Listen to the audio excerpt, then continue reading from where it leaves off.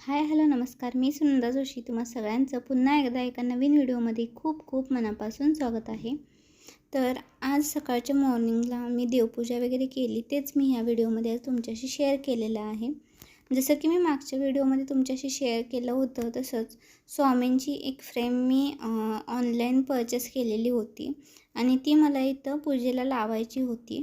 त्यासाठी म्हणूनच म्हटलं तर पूजेला लावण्यापूर्वी आपण मंदिर वगैरे क्लीन करून घेऊया आणि नंतरच मग पूजा मांडूया, म्हणून मी सगळ्यात पहिल्यांदा मंदिरमधील सगळे देव बाजूला करून ठेवले आणि जे काही मंदिरचा बाजूचा हे होता ना, स्पेस जो होता ना, तो सगळा क्लीन करून घेतला. कारण डोअर दिवसभर ओपन असतात मंदिरचे, त्यामुळे धूळ खूप जाते त्याच्यामध्ये आणि त्यामुळं मग क्लीन केल्याशिवाय ऑप्शनच नाही राहत, नाहीतर मग ते कसं वेगळंच दिसून येतं. त्यामुळं अशा पद्धतीने एक ओला कपडा घेतला आणि त्यानंच मी पूर्ण मंदिर असं व्यवस्थित क्लीन करून घेतलेलं आहे. जसं की तुम्ही इथं बघताय, डोअर वगैरे सगळं मी व्यवस्थित क्लीन करून घेतलं आहे आणि त्यानंतर मग जे वरचं आसन असतं ना, त्याच्यावरती जे कापड टाकलं जातं ना, ते मी चेंज करून घेतलं. ते पण मस्त आसनवरती घालून घेतलं आणि त्यानंतर मग मी बाकी स्वामींचा फोटो जो होता तो मी पूजेला लावून दिला. अशा पद्धतीनं मधोमध स्वामींचा फोटो ठेवला आणि बाकी काही छोट्या छोट्या माझ्याकडं मूर्त्याही होत्या, त्या देखील मी ठेवणारच होते. जसं तुम्ही बघताय, माझ्याकडे एक पंतांचा फोटो आहे. जर बाळेकुंद्री बेळगाव साईडचं जर कोणी असेल तर त्यांना माहिती असेल की पंतांचा फोटोविषयी थोडंफार काहीतरी. तसं ते मी मांडून घेतलं सगळं. त्यानंतर नवीन फुलं वगैरे आणायला लावलेली मी. सो मिस्टरांनी हार पण घेऊन आले होते. म्हटलं हार आता मोठ्या फ्रेमला बसतो स्वामींच्या फ्रेमला व्यवस्थित, त्यामुळे तो हार घातला आणि बाकी गणपती वगैरे जे आहेत, बाळगोपाल आहेत, पण त्यांचा फोटो आहे, तिथं एक एक मी फूल ठेवून दिलं असं. आणि त्यानंतर पूजा मांडून झाल्यानंतर आहे ना, अशा पद्धतीने हे दिसत होतं, खूप छान वाटत होतं. आणि त्यानंतर मग मी असं म्हणतात की दिवा सरळ खाली ठेवू नये, म्हणून दिव्याच्या खाली थोडेसे मी तांदूळ ठेवले आणि त्याच्यावरती दिवा ठेवून दिला आणि त्यानंतर मग दिवा देखील मी लावून घेतला व्यवस्थित आणि मग पाया पडलो आम्ही सगळेजण. इथं लावण्या देखील मध्ये मध्ये येऊन मला सांगत होती. तिनं स्वामींचा फोटो बघून स्वामी बाबा बाबा चालू होतं तिचं असं, आणि मी पण तिला ते सांगत होते मग होय होय म्हणून. आणि मग अशा पद्धतीनं पूजा करून घेतली आणि आज प्रथमच स्वामींची फ्रेम पूजेला लावली होती, त्यामुळं स्वीट म्हणून आम्ही शिरा केला होता. तो नैवेद्य दाखवूया म्हटलं, आज पहिल्यांदा स्वामींचा फोटो लावला आहे आपण, त्यामुळं. नंतर मग अशा पद्धतीनं डाळ भात शिरा आणि थोडेसे मी पापड तळले होते, ते सगळं एकत्र असं ताटामध्ये मांडून घेतलं आणि मग देवाला नैवेद्य दाखवून घेतला. काही चुकलं असेल तर माफ करावं, मला इतकं काही असं पूजेबद्दल नाही माहिती. जसं मला जमतं त्या पद्धतीनं मी इथं केलेलं आहे. सो अशा पद्धतीनं पूजा मांडून झाल्यानंतर नैवेद्य दाखवून घेतला मी देवाला. आमच्या इथं अशा पद्धतीनंच पूजा केली जाते, सो त्याच पद्धतीनं मी देखील इथं पूजा करून घेतली. सो अशा पद्धतीनं पूर्ण मॉर्निंगचं रुटीन माझं आवरलं.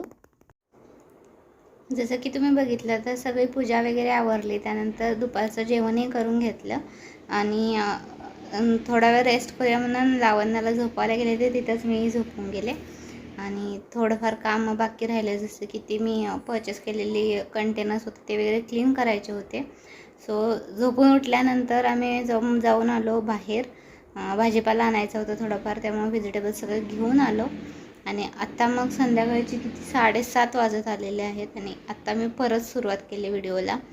तर मग आता काय करणार आहे ना, जे काही कंटेनर्स आहेत ते सगळे क्लीन करून घेते, कारण आता काही स्वयंपाक वगैरे करायचा नाही आहे जास्त, त्यामुळे.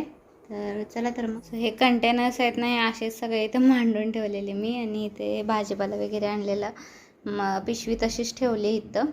सो हे सगळे कंटेनर्स पहिल्यांदा किचनमध्ये घेऊन जाते आणि मग आपण.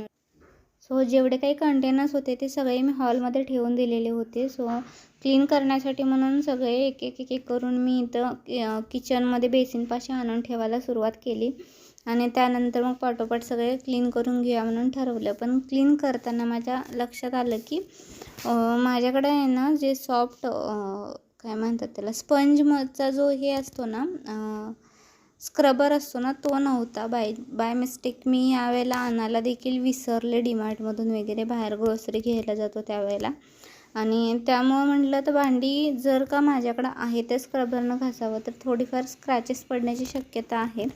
म्हणून मी इथं ना एक जुगाड केला की मी बघितलेलं होतं की गावी आहे ना आमच्या जर स्क्रॅच पडायचे नसतील किंवा बऱ्याच वेळेला माझ्या आजीनं वगैरे मी भांडी घासताना बघितलं आपले जे प्लास्टिकचे पिशवी असते ना ती पिशवी जस्ट असं साबणामध्ये बुडवून ना त्याने क्लीन केलं जातं जर भांड्याशी जास्त घाण नसतील तर.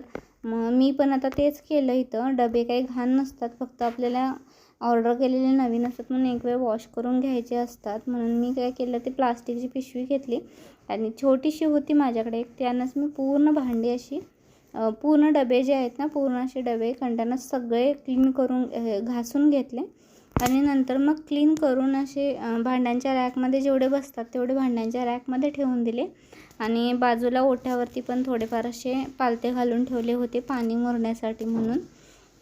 जसं तुम्ही बघता इथं अगदी 1-2 मिनटात मी पूर्ण प्रोसेस तुमच्यासाठी इथं एडिट करून दाखवलेली, पण या सगळ्यामध्ये 20 ते 25 मिनटं गेली पूर्ण. फायनली आता भांडी तर झाली सगळे, ते डबे सगळे क्लीन करून घेतले मी आणि लेट मी शो यू कशा पद्धतीने ठेवून दिलेत ते दाखवते तुम्हाला. हे इथं थोडेफार असे डब घातलेले आहेत मी, पालथे घालून ठेवलेत आणि त्यानंतर इथं थोडे जे आपण भांडी ठेवतो त्या रॅकमध्येच होते, जेवढे बसले तेवढे याच्यामध्ये ठेवून दिलेत. सो आता थोड्या वेळानं जरा पाणी मुरलं ना त्यामधलं गेलं ना तर मग ते मी पुसून ठेवीन व्यवस्थित. आय होप गाईज तुम्हाला आजचा व्हिडिओ आवडला असेल. व्हिडिओ आवडला तर मेक शुअर व्हिडिओला लाईक, शेअर आणि सबस्क्राईब नक्की कराल. पुन्हा भेटूया एका नवीन व्हिडिओसोबत. तोपर्यंत bye bye and thank you for watching this video.